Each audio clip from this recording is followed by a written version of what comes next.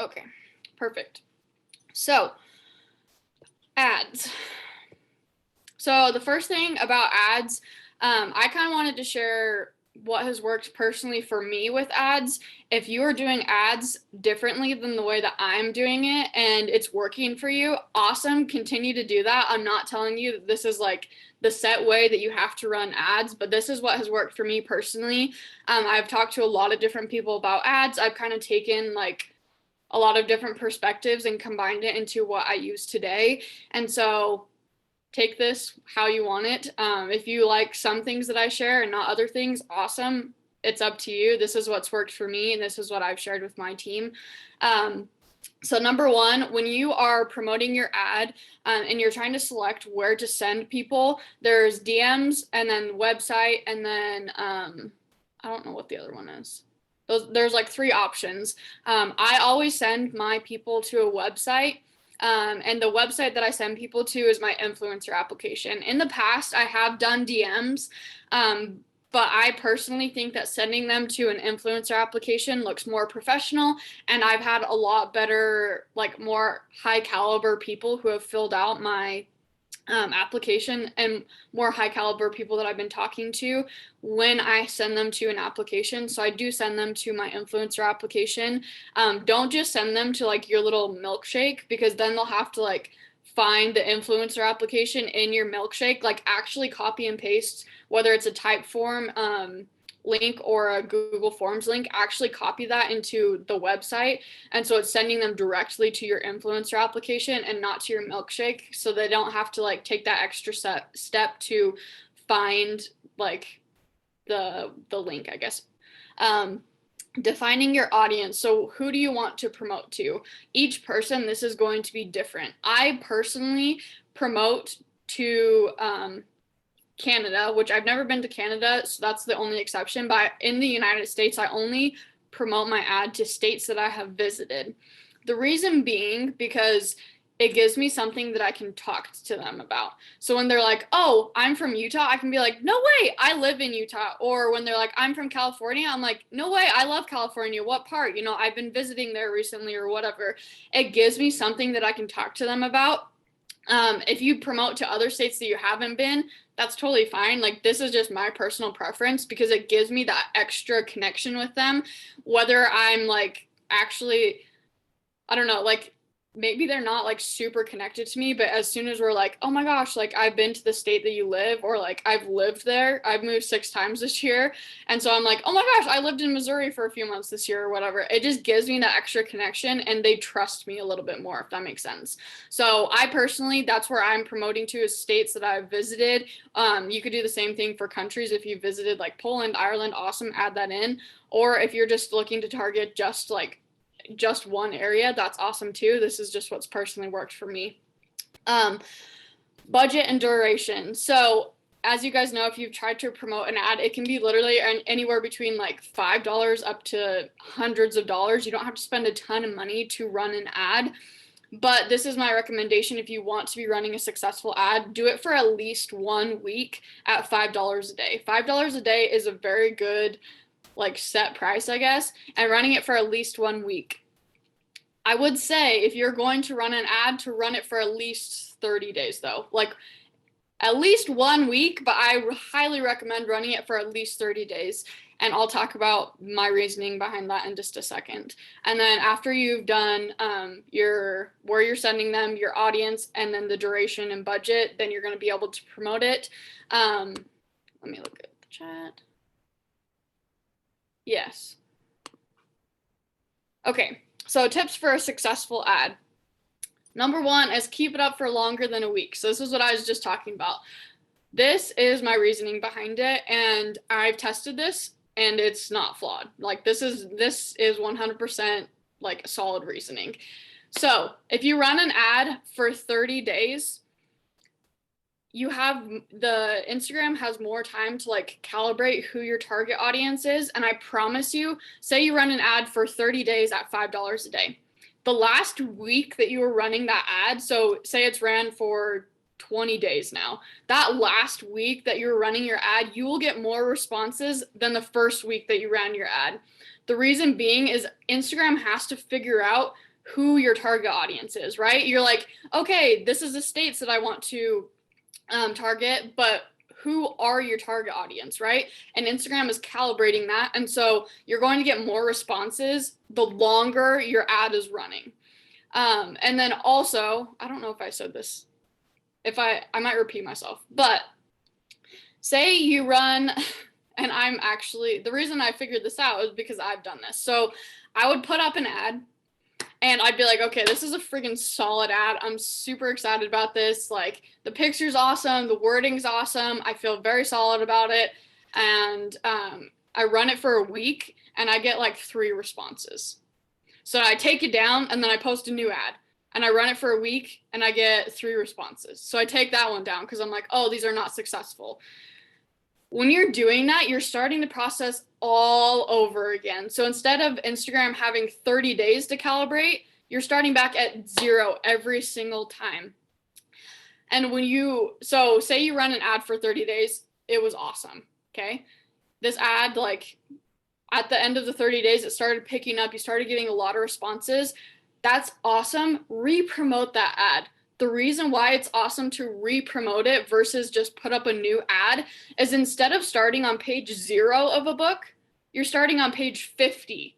Does that make sense? So instead of starting at ground level every single time where Instagram has to recalibrate your ad, it's starting on page 50 and it's like, oh my gosh, this is already the target audience. I'm going to continue to target these people and your ad's going to be way more successful every single time you re-promote it, if that makes sense.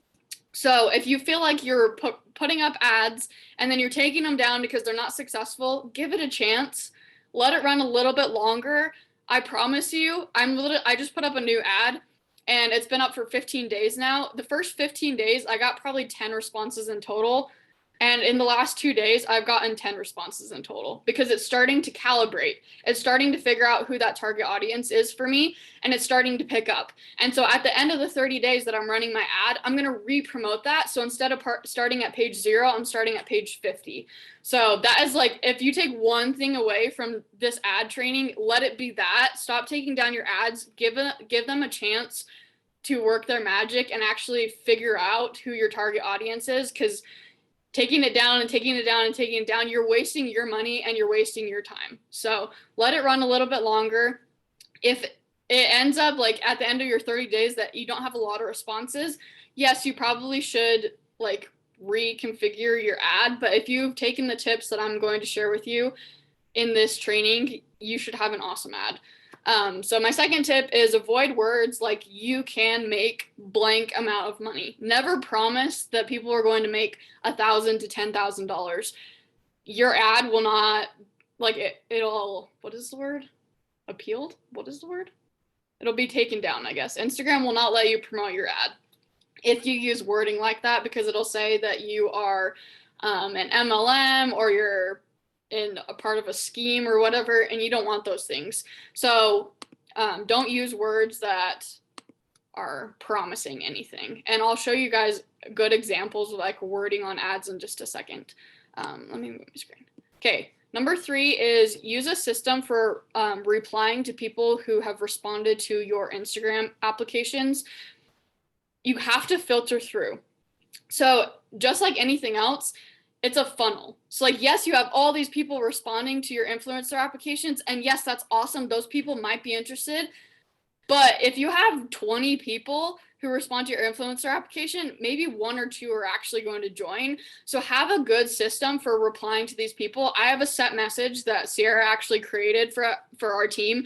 And it's literally like, I just like filter in their name, I filter in their why, and then I filter in like how this has benefited me in the business.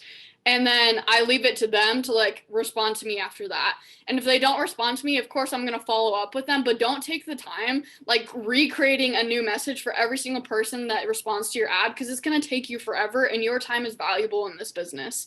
So I would say the biggest thing for responding to people is making sure that you have a system for responding to them. Check the chat. Yes, yeah. There you go. So here, we'll share that. Okay, number 4 is make sure that your picture is clear and capturing. If your picture is not clear, if it's not like capturing your eye, why is it supposed to capture anyone else's eye? So you have to think of yourself as if you were the person looking at that ad. Maybe you joined the business because of an ad. What caught your eye about that ad that made you join the business?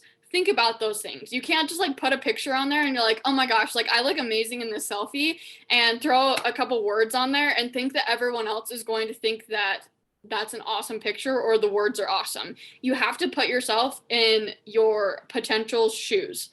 The best way to do that is by asking your mentor or asking your team, hey, I created this ad. What do you guys think about it? This is my target audience. They're going to help you decide like, okay, yeah, that picture is awesome for your target audience. It's very clear. It's very capturing. The words that you put, awesome.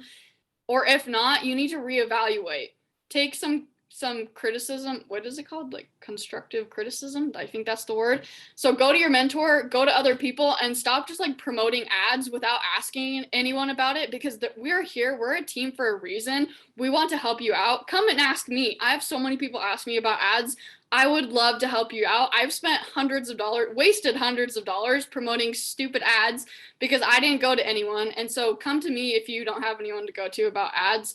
But having a picture that is clear and capturing is so important. If you don't have pictures on your camera roll that are clear and capturing or like aesthetically pleasing or whatever it is, go out and take them. Don't just like throw up a picture and be like, oh, this is the only thing that I have on my camera roll, so I'm just gonna throw this on. No, go out and find someone in the business who will take your picture. I promise you, if you're in a state chat, you can message someone and they'll go out and take pictures with you.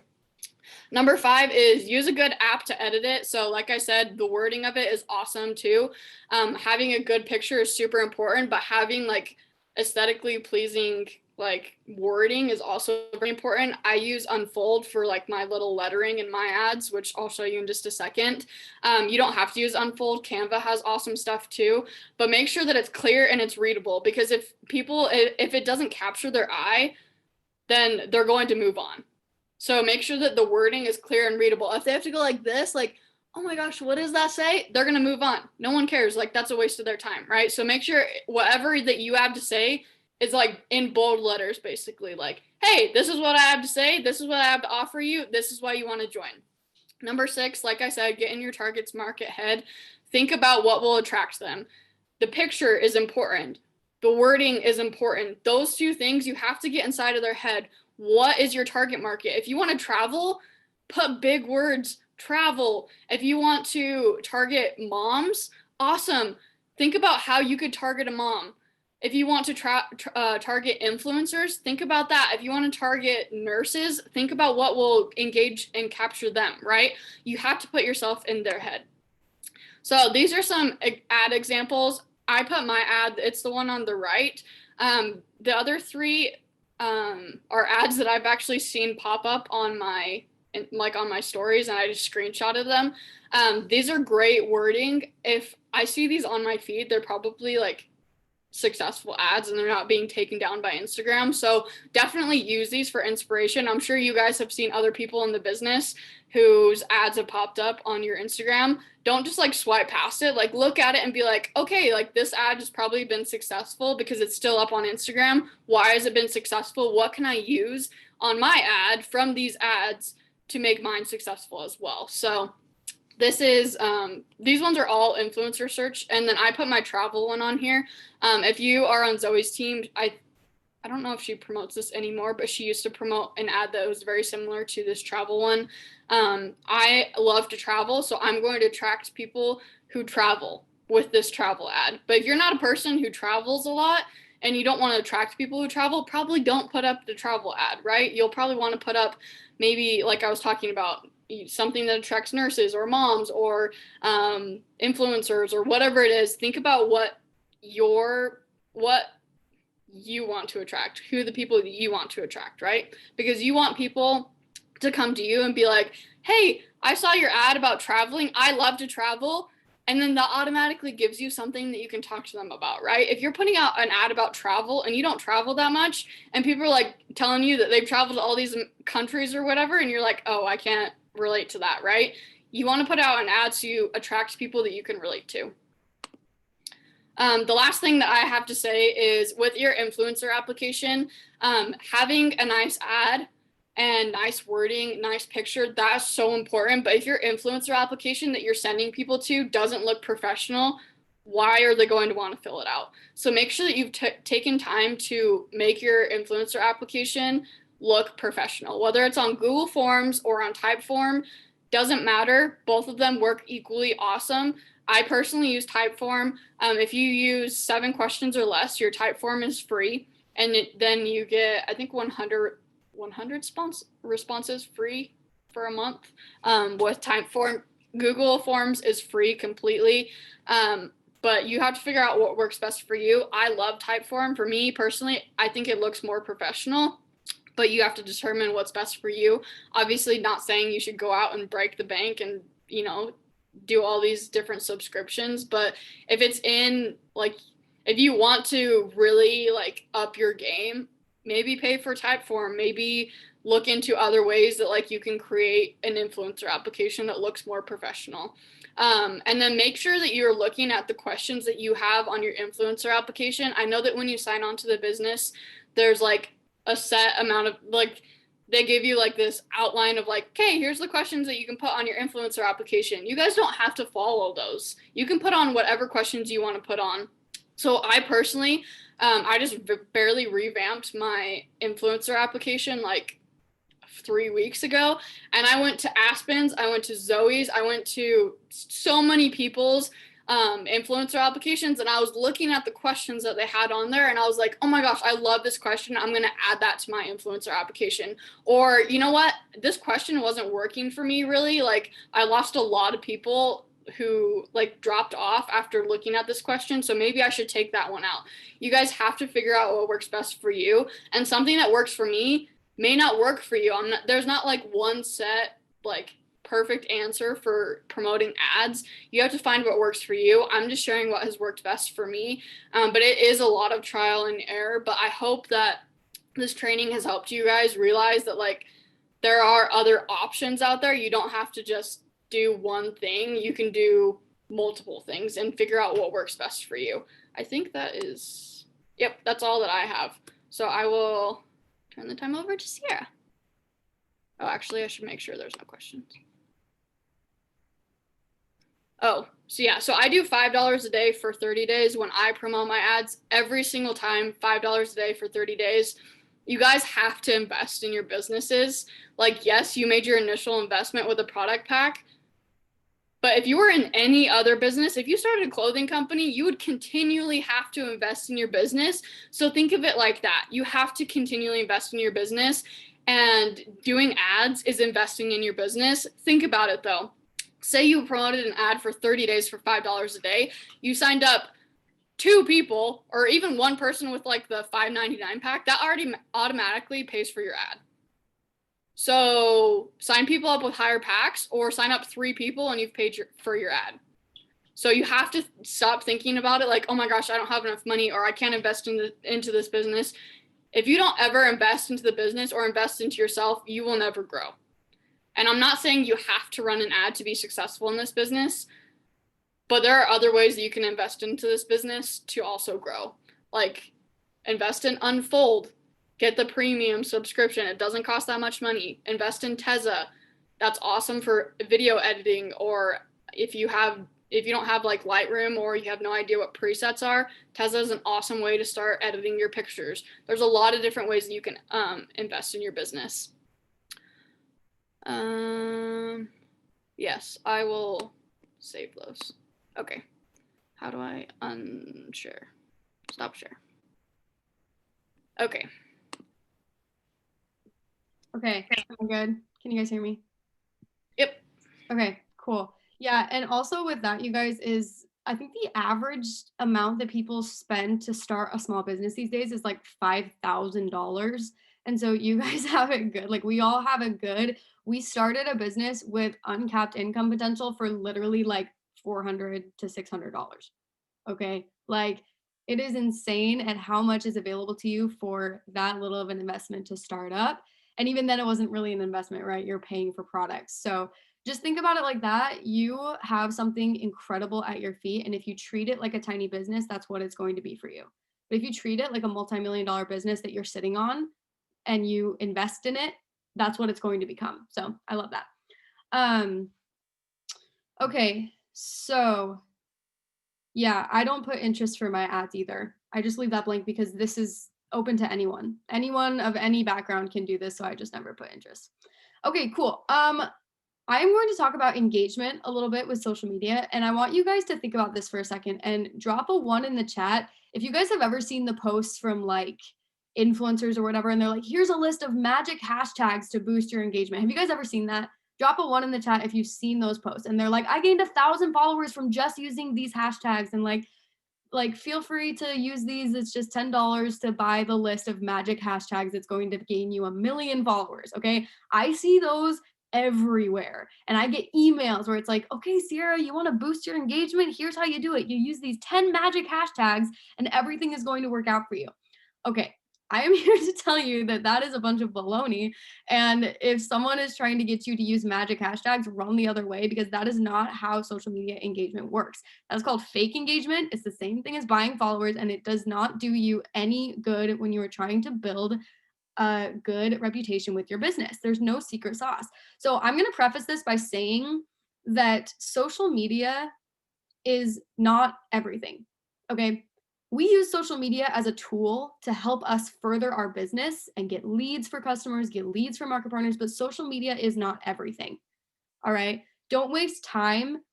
Don't waste so much time on increasing your engagement that you lose sight of the real work in this business, which is behind the scenes. Okay, I'm just prefacing with that because there is so much other work to be done with like following up with people and having actual conversations, training yourself and learning more about the business side. Social media is just a tool, but I'm going to talk to you about how to use that tool more effectively. All right. So don't forget that. Yeah, don't stop sharing if you lose 1 follower. That's so good. If you lose people, it's because they didn't vibe with your content. That's fine. Keep sharing your content. You will attract the people that want to see your content. Okay, so you want to increase your engagement, right? You want more eyes on your stuff so that you can get more potential customers so that you can improve your business. It's a great strategy. It's a funnel and it works. This is the one thing that everyone gets hung up on. And like I just said, stop waiting for a magical hashtag to boost your engagement for you. That is just lazy thinking. Okay. It's an easy out because if the people that see that and they're like, ooh, 10 magic hashtags, I'm going to spend $10 and hope this works for me. That's lazy thinking. You're getting out of the work that actually creates a really great engagement. You only need 2 things to increase your engagement. Okay. 2 things. The first one is the 2 E's of content. The 2 E's of content is this educational or is it entertaining? Anything that you share, you should stop and think for a second and say, is this educational? Like, am I educating people? Am I teaching them something? Or is it entertaining? Am I giving them a laugh? Am I making them feel something? Am I making them think? Am I getting them motivated? Am I just changing something that they're thinking about? Is it entertaining? All right. Entertaining doesn't mean like that they're laughing. It doesn't mean that you're making a fool out of yourself on social media, okay? That's not what I mean. Entertaining just means that you're getting them to feel something, okay? Think before you post. This goes for any type of content. People are far more likely to engage with a post that teaches them something or makes them feel something. And that's why we have the 2 E's of content: educational and engaging. That's why posts, if you think about it, that's why posts with motivational captions, as cheesy as they might be sometimes, they get shares and likes and comments because they make people feel motivated. Okay. That's why posts that show people the difference between Rejuvenate oil and argan oil, that gets shares and likes and comments because it teaches people something that they didn't know before, right? It gets engagement because it makes people think or it makes people feel. So what I want you guys to do is, if you guys are in like the countdown to Christmas or whatever, you already did this. So just think about your brand pillars. Okay, your 5 brand pillars. That's just the 5 things that you are really passionate about. Okay, so for me, a couple of them are like, I'm a student, I like traveling, I like clean beauty, I like cooking. Those are my brand pillars. Okay, a really easy way to come up with engaging, educational, entertaining content is write down your 5 brand pillars. Write down 5 ideas of content that can educate people or entertain people in those 5 brand pillars, and you've got like a month worth of posts that are engaging posts. It's that simple. Think about things that you're passionate about. Think about how you can entertain or educate people on those things that you're passionate about, and bam, you've built a brand for yourself. All right? It's that simple. And there's no magic hashtag. It's simply you are providing value consistently to people. I don't know if you guys follow Sarah Hill, but she is like social media queen. She's incredible. And everyone, like whenever she does those Q&A things on Instagram, she always, without fail, gets the question, how did you build your social media so fast? And she always laughs at that. And she's like, girl, I have been doing this for a decade. All right. I have been consistently providing value to people for a decade. And I'm not saying that it's going to take you a decade to be successful. That's not what I'm saying. But it goes to show that she has been consistently providing value to people for a decade, educating them, entertaining them, showing them new creative things for a decade. And now she has like 70,000, 60,000 followers or whatever. And it's because people come back to her because they like what they see. All right. And that's the second one, is consistency. So we have the 2 E's of content and consistency. Those are the 2 things you need to increase your engagement. And I know you hear this all the time. You've heard this so many times, is like consistency, consistency, consistency. But really think about this for a second. I'm not just saying this to say this. You are constantly providing value through education. If you are constantly providing positive vibes through entertaining, if you're consistently showing up on your social media, your engagement will improve. Why? Because people come back to people that they can trust, and they can't trust you if you aren't there every day. All right. I'm going to say that one more time because it is so, so, so important. And it's so like stupid simple that a lot of people miss this. People come back to people that they can trust, and they can't trust you if you aren't there. All right. Engagement increases because people trust you and they want to see more. All right. So if you decide, hey, one of my brand pillars is cooking, and you start posting a bunch of cooking stuff and you lose followers, that's because they're not vibing with it. But continue to share that, and you will attract people that want to see cooking stuff. All right. You are tweaking your brand right now. That's what you're doing. If you're trying to increase your engagement, you're tweaking your brand. You're going to lose some people along the way because it doesn't vibe with them. That's fine, because along the way, you will attract more people that do vibe with it. And you will create such a strong brand for yourself that you are in love with, that your followers are in love with. And in turn, your following will grow. And then you'll get more eyes on your Monat stuff, because while you're sharing the ins and outs of your life and the fun stuff in your other 4 brand pillars, you're also putting Monat in there. And all these new followers that followed you for cooking are now seeing your Monat stuff. And they're like, oh, I followed you for a different reason, but now that I'm thinking about it, I need help with my hair. Boom. You just got a potential customer and your business is growing. All right. It takes effort and it takes time. There's no magic sauce. There's no magic hashtag, but just those 2 things. If you educate and entertain people and you're consistent with it, your engagement will improve. Okay. That's all I have for you guys. Do you guys have any questions? I know that I was kind of just like spitballing there, and that's more of like a mental thing. You just have to think about what you can share that's educational and entertaining. And yeah, hashtags can help you sometimes. Just put relevant hashtags on your posts, honestly. Like I said, no magic hashtag. If you post something about your hair, do hashtag Monat before and after or something like that, but there's no real magic sauce for hashtags. All right, that's all I have for you guys. Maya, do you have anything to add? I would just say, and I think that we've all heard this already, but reels are so important right now for increasing engagement. I've seen so many people's following blow up from just like posting reels, and they're nothing that is like insane. Like the transitions don't even have to be, the most amazing transitions you've ever seen. It doesn't even have to be something that someone has never done before. Just put reels out there. Be yourself and have fun and put reels out there, because reels are blowing up right now, and that is going to blow up your Instagram. And speaking of reels, this has nothing to do with engagement, but I literally just figured this out I think 2 days ago. So I wanted to share with you guys.